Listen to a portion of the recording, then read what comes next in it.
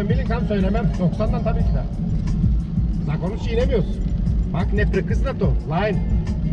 Single line but neprekıznato. Yani burada zabraneno da binavaš. Ej, mladeži, убийци. Само убийци. Точно не убиват и други хора, там на маказата. А така ще създаде. А тук сега можеш да минеш, виж.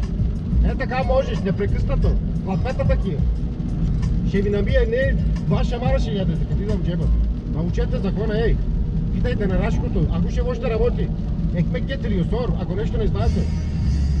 Ако ще беше на това, на владата, на Рашко теорията.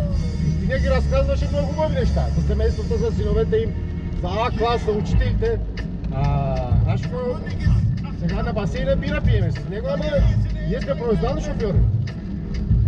Ако имаше център в джебел, нямаше да вземем цел, ама вас да не дават вече. Закона се е променил, хай чао. Аз тръгвам към София, студентски град, клаб.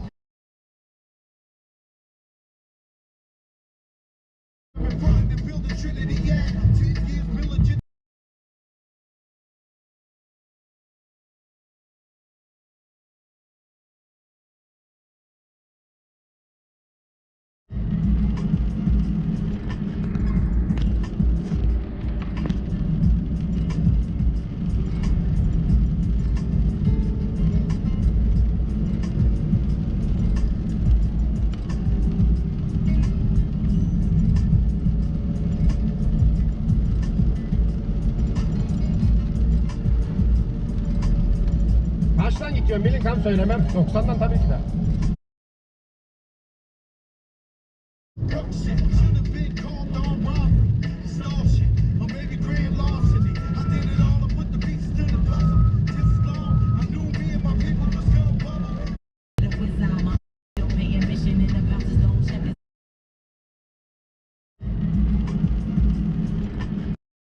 Самоубийц.